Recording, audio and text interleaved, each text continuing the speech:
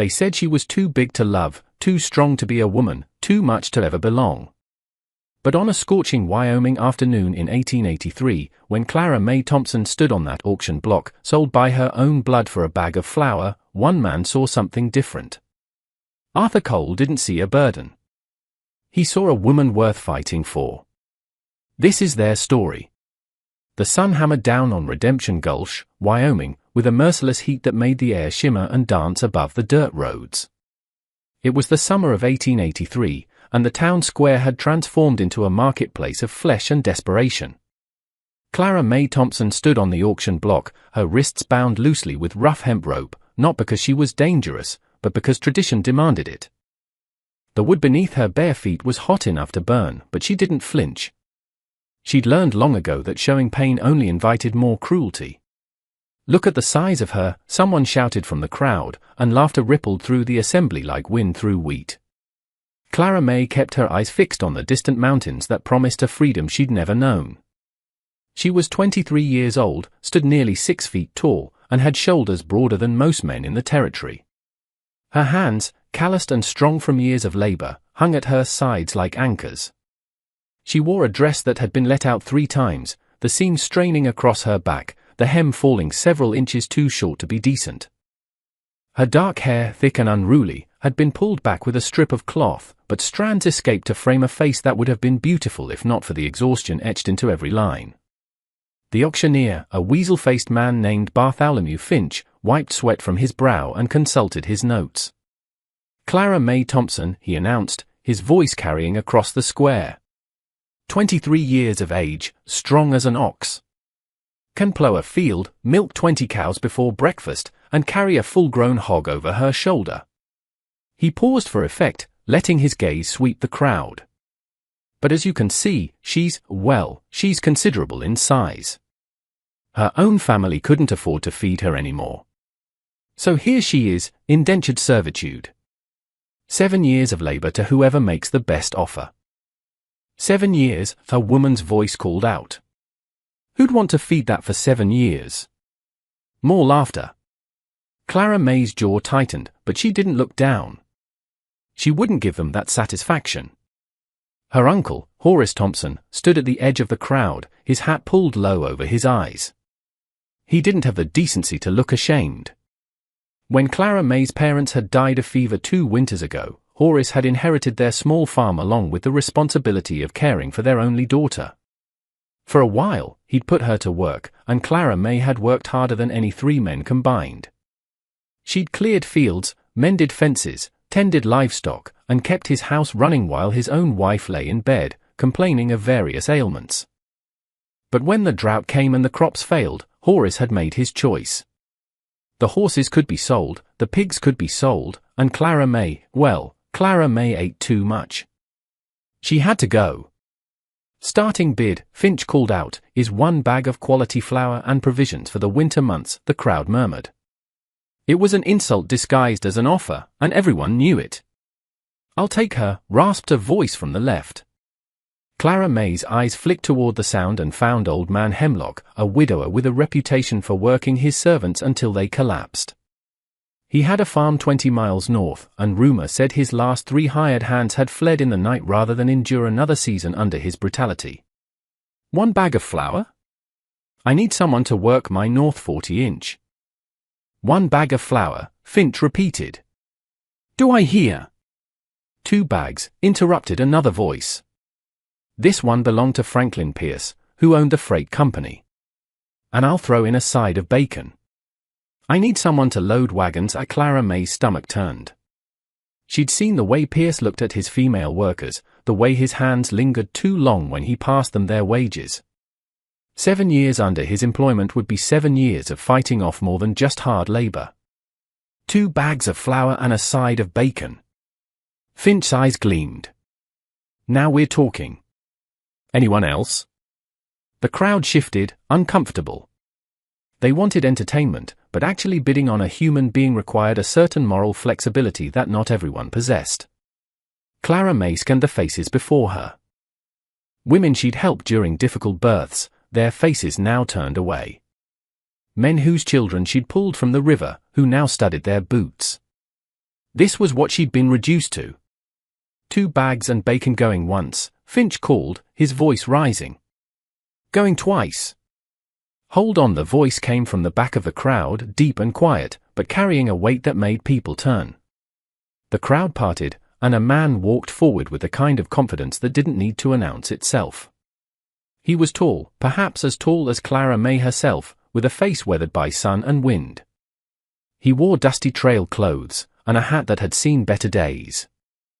His jaw was covered in several days' worth of stubble, and his eyes, the color of storm clouds, remained fixed on Clara May with an intensity that made her breath catch.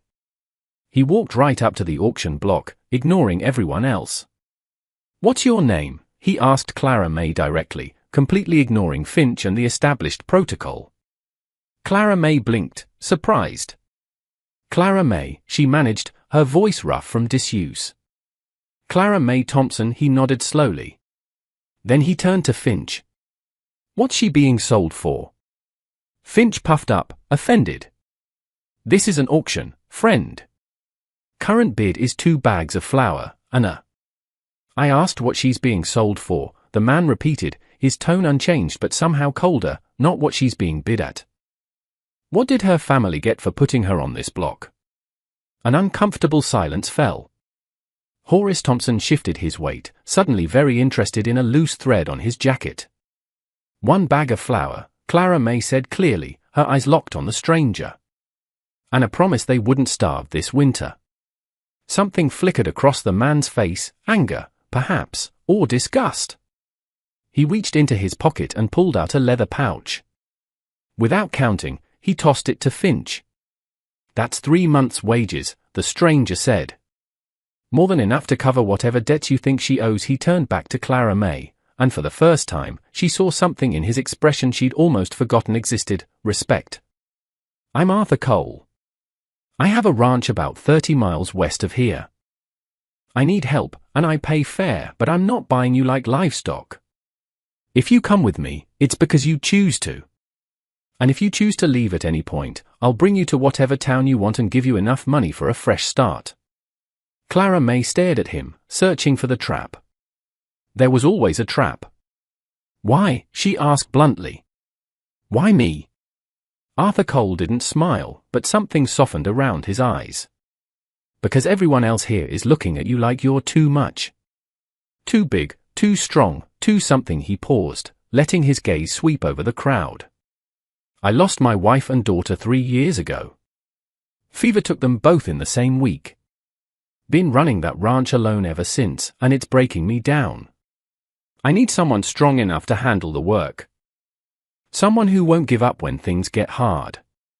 Someone who knows what it means to survive." He looked back at Clara May, and this time she saw the loneliness that mirrored her own. "You look like a survivor to me." The words hit Clara May like a physical blow.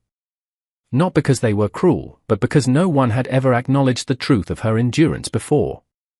"What about the 7 years?" she asked, her voice a whisper. "There are no 7 years," Arthur said firmly. "You work for me. I pay you fair wages. You save up enough to leave, you leave. The choice is always yours." He held out his hand to her. "So, what do you say, Clara May Thompson? You want to come work for a lonely rancher who treats his help like human beings?" She'd spent her life being told she was too much. But Arthur Cole was looking at her like she was exactly what he needed, like her size was an asset, not a flaw. She reached out and placed her calloused hand in his, and his fingers closed around hers with a firm, warm grip. "I'll work for you," she said, "for fair wages and the right to leave when I choose." "Deal," Arthur said simply. He turned to Finch and gestured at Clara May's bound wrists. "Cut her loose." "Now hold on a minute," Finch sputtered. "There are procedures." "Cut her loose," Arthur repeated, his voice dropping into a register that was not a request. "Or I'll do it myself and send you the bill for my time." Finch's hand shook as he fumbled with a knife, finally severing the rope. The hemp fell away, and Clara May rubbed her wrists. Arthur stepped up onto the block beside her, and in one smooth motion, he swept Clara May up into his arms. The crowd gasped. Clara May gasped, too, instinctively grabbing onto his shoulders. No one had picked her up since she was a child. The sheer impossibility of it made her dizzy. Arthur adjusted his grip, settling her weight against his chest as if she weighed no more than a sack of grain.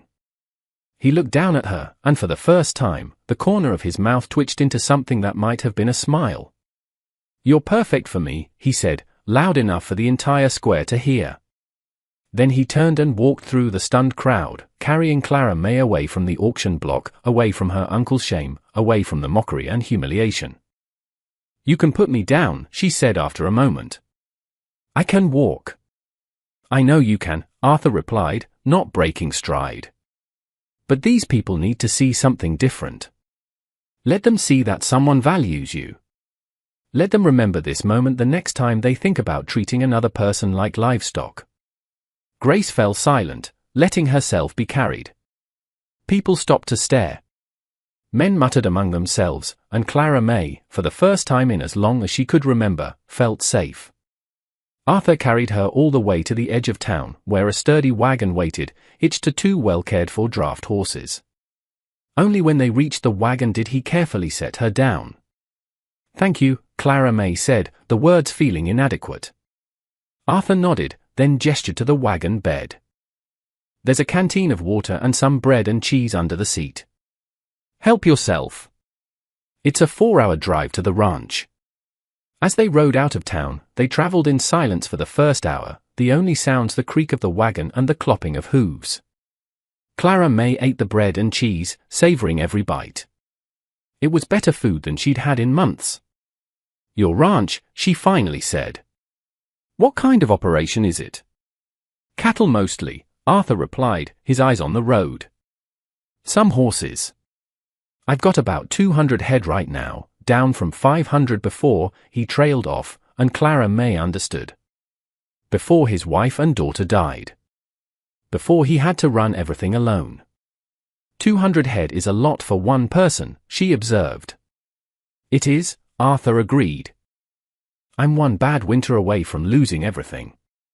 I'm not going to lie to you, Clara May. The work is hard. Dawn to dusk most days." "Then why offer me fair wages?" she asked. "Why not take advantage of the indenture?" Arthur's jaw tightened. "Because I've seen what desperation does to people's morality. My father taught me that how you treat people when you have power over them defines who you are. I'm not going to become the kind of man who owns another person, regardless of what the law says." They rode on, the landscape gradually shifting to rolling prairie. As the sun began its descent, Arthur pointed ahead. "There. That's home." Clara May saw a cluster of buildings nestled in a shallow valley. A house, a barn, several corrals. It was modest, but it looked solid, a place built with care and meant to last. When they rolled into the ranch yard, she saw that while the fences needed mending and the barn door hung at a slight angle, the place had good bones. Arthur helped her down from the wagon. "Bunkhouse is over there," he said, "but I figure you might prefer the spare room in the house. Used to be, well, it's got a bed and a washstand. Window faces east. The door has a lock on the inside." The last detail was not lost on Clara May. He was making sure she knew she'd have privacy and security. The house was simple but clean, showing signs of bachelor living. He led her to a room at the end of the hall. It was small but adequate. "I'll let you get settled," Arthur said, suddenly awkward. "I'll get some supper started." After he left, Clara May closed the door and sat on the edge of the bed. This morning, she'd woken knowing she'd be sold before sunset. She'd prepared herself for cruelty and humiliation. Instead, she'd been carried away by a stranger who treated her with more dignity in one afternoon than her own family had shown in years. A stranger who'd looked at her and seen value instead of burden. Clara May lay back on the bare mattress, feeling tears of relief prick at her eyes. She heard Arthur moving around outside, the sounds of the ranch coming alive. This was her home now, at least for a while. Clara May sat up, brushed the tears away, and began making her bed. The linens were worn but clean, and they smelled of soap and sunshine. When Clara May emerged from her room an hour later, she found Arthur in the kitchen. The table was set for two, and the smell of frying bacon and eggs filled the small house. "Hope you're hungry," he said without turning. "I'm not much of a cook, but I can manage breakfast foods any time of day." "I'm always hungry," Clara May admitted, bracing for a comment about her appetite. But instead, he just nodded. "Good. A woman your size doing the kind of work I'll be asking, you'll need to eat well. No point in having strong help if they're too underfed to use that strength." Clara May felt something tight in her chest loosen. "That's not what most people say." "Most people are fools," Arthur replied, sliding a heaping plate in front of her. They ate in companionable silence, and she gradually relaxed enough to simply enjoy the meal. After dinner, as darkness fell over the ranch, they stood in the yard, looking up at a sky so full of stars it seemed impossible. "I know today was difficult," Arthur said quietly. "And I know trust doesn't come easy. But I meant what I said, Clara May. You're safe here. You're valued here. I believe you," she said, and discovered she meant it. As Clara May made her way back to her room, she passed a small table in the hallway that held a framed photograph. A woman with kind eyes and a gentle smile sat holding a little girl. Behind them stood a younger version of Arthur, his face open and happy. She understood then that Arthur Cole was as much a survivor as she was. Maybe that's why he'd chosen her, not despite her brokenness, but because he recognized it in himself. She locked the door, not because she didn't trust him, but because having the power to do so was a luxury she'd almost forgotten. As sleep finally claimed her, Clara May's last conscious thought was simple but profound: "I'm going to make this work." The days that followed fell into a grueling but satisfying rhythm. Clara May rose with the sun, worked alongside Arthur until her body screamed for rest, ate meals that filled her stomach, and fell into bed exhausted. The work was endless, but every evening she could see the ranch coming back to life. A month into her employment, the first test of their partnership came in the form of Montgomery Blackwood. Clara May was in the barn when three men rode into the yard. The leader was well-dressed, with a meanness around his eyes and mouth. Arthur emerged from the house, his entire body tense. "Blackwood," Arthur said flatly. "Cole," the man replied, dismounting. "Heard you finally broke down and hired help. Couldn't keep this place running on pride alone, could you?" "I hired a partner," Arthur corrected. "What do you want, Blackwood?" Blackwood's eyes found Clara May. "That the help? Heard you bought yourself a woman at auction. Must have been desperate." "Watch your mouth, Blackwood," Arthur said, taking a step forward. "Clara May works here same as any ranch hand. She's not your business." "Everything in this valley is my business," Blackwood replied smoothly. "I own most of it, including the water rights to that creek of yours. According to the county records, your renewal was due last month. Without it, you're using water you have no legal right to. That's theft, Cole. You could lose your whole operation." Clara May watched Arthur's face drain of color. Without water, the ranch was worthless. "The renewal office never sent notice," Arthur said, but his voice lacked conviction. "Not my problem," Blackwood replied with false sympathy. "But I'm a reasonable man. I'll reinstate your water rights. All you have to do is sell me this ranch." Clara May felt rage boiling in her chest. "How much?" she heard herself ask, stepping out of the barn. All eyes turned to her. Blackwood looked her up and down with contempt. "Excuse me." "The renewal," Clara May said, walking to stand beside Arthur. "How much does it cost?" Blackwood laughed. "What's it to you, woman? This is between men." "I'm a partner in this ranch," Clara May said, lifting her chin. "So, how much?" $50, Blackwood admitted reluctantly. "But with penalties, 100 total." "Then we'll pay it," Clara May said firmly. "Today." "Arthur, you ride into town and file the renewal." "Problem solved." Blackwood's face darkened. "The deadline has passed. There are procedures, Anne. And I'm sure the county clerk will be happy to accept the fee," Clara May continued, her voice sweet as honey. Unless there's some reason he wouldn't, some reason the county wouldn't want legitimate fees paid. The implication hung in the air. If Blackwood had interfered, it was corruption. You're making a mistake, Blackwood snarled. We have each other, Arthur said, finding his voice again. He glanced at Clara May with gratitude and respect. Thank you for bringing this to our attention, Blackwood. Don't let us keep you. It was a dismissal. Blackwood mounted his horse. This isn't over, Cole. One bad winter, one drought, and you'll lose everything. And I'll be there to pick up the pieces. Then I guess we'd better not have any bad luck, Clara May said calmly. After they rode off, Arthur turned to her, his expression a mix of shock and awe. Where did you learn to face down a man like that? My uncle owed money to half the territory, Clara May shrugged. I got used to standing between him and the consequences. Her expression sobered. But I don't have $100. I've got maybe 60 saved for supplies. I have it, Clara May interrupted. My wages from this month, plus what I've saved. It's exactly 100 inch. Clara May, no. That's your money, your future. I can't ask you to. You're not asking, she said firmly. I'm offering. We're partners, remember? If this ranch fails, I lose, too. Arthur looked at her for a long moment, struggling with his pride. Finally, he nodded. Then we ride into town together. Partners don't leave each other to handle the hard parts alone. The confrontation with Blackwood changed everything. They moved as a unit, their partnership deepening beyond contracts or wages. 2 months into her time at the ranch, Arthur kept his promise about making the place fit her. One evening she came in to find him surrounded by tools and lumber. Making you something that won't break, he replied, carefully fitting joints together. I've watched you perch on chairs like you're afraid they'll collapse. You shouldn't have to make yourself smaller just to exist in this house.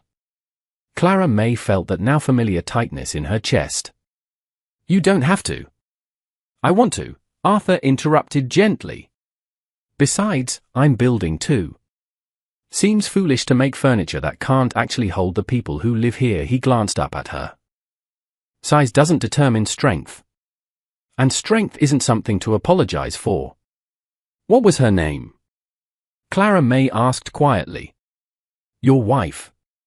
Arthur's hands paused. Eleanor. Ellie for short. Our daughter was Rose, 3 years old when the fever came. He looked up, meeting her eyes. But I'm not alone anymore, am I? You're here, and that matters more than I think you know. The chairs were finished 3 days later. Solid oak, wide and sturdy. Clara May sat down, and for the first time, a chair felt solid as the earth beneath her feet. It fits, she said, surprised by the emotion in her voice. That's the idea, Arthur replied. Their quiet progress was shattered 3 weeks later. 5 riders entered the yard, their leader a man with a scarred face and casual menace. Arthur emerged from the house, his hand moving toward his hip. Kane, Arthur said flatly.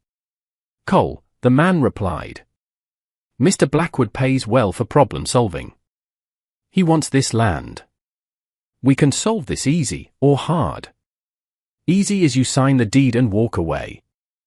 Hard, he shrugged, involves fire. Accidents happen. Clara May stepped out of the barn. There's a problem with your plan, she said, her voice carrying across the yard. You're trespassing and making threats. That's enough to get you hanged.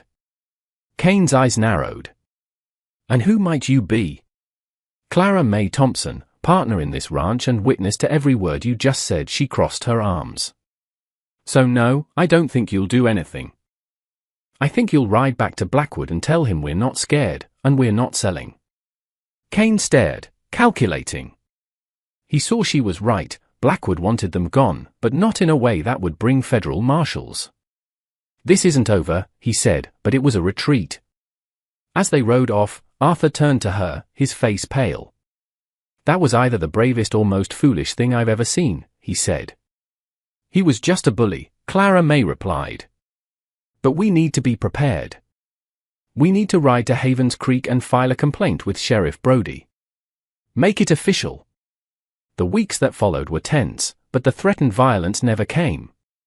Blackwood was playing a longer game. As summer gave way to fall, Clara May realized she'd been at the ranch for nearly 4 months. One evening, after a long day, they sat on the porch watching the sunset. "I've been thinking," Arthur said. "When we sell stock in the spring, you deserve more than just wages. You deserve a percentage. 20% of profits. You're a real partner, Clara May." She felt tears prick her eyes. 20%. A real stake in something. She extended her hand, and Arthur took it. "Yes," she said, her voice strong and sure. "Yes to all of it." One evening in mid-October, Clara May was in the hayloft when a plank gave way. She fell, catching a support beam at the last second, her body dangling 15 feet above the barn floor. "Clara May!" Arthur's voice was sharp with terror. He scrambled up the ladder. "Hold on." He reached her, grabbing her wrists with a grip like iron. Together, they hauled her back to safety. He gathered her into his arms, holding her so tightly she could barely breathe. "God, Clara May, you could have died." When he finally pulled back, his eyes were raw with emotion. "I need you to know," he said, his voice rough. "You matter to me. The thought of losing you. I can't go back to being alone. I won't survive it a second time. You're important to me, too," she said quietly. He leaned forward slowly, giving her every chance to pull away. She didn't. His lips touched hers, a gentle question. She answered by kissing him back with a hunger she hadn't known she possessed. When they finally broke apart, he rested his forehead against hers. "I'm not going to apologize for that," he said.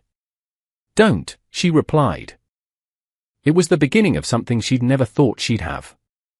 That night, after a tense standoff with more of Blackwood's men where Clara May held them at bay with a pitchfork until Arthur arrived with Sheriff Brody, the fragile peace was shattered for good. The thugs were arrested, one turning witness against Blackwood. The immediate threat was neutralized, but the close call stripped away their last hesitations. "Marry me," Arthur said suddenly, the words tumbling out. "I know it's fast, but Clara May, I love you. I love your strength and your courage. I loved Ellie and I'll always carry her and Rose in my heart. But I love you, too. Differently, but just as truly." Tears streamed down her face. "I love you, too," she said, her voice breaking. "I never thought anyone would want me. But you look at me like I'm precious." "Is that a yes?" he asked, hope and fear warring in his expression. "Yes," she said, laughing through her tears. "Yes, I'll marry you." They were married 2 days later by Sheriff Brody, a simple affair that felt like stepping into a new life. Winter arrived with a furious blizzard that trapped them in the house.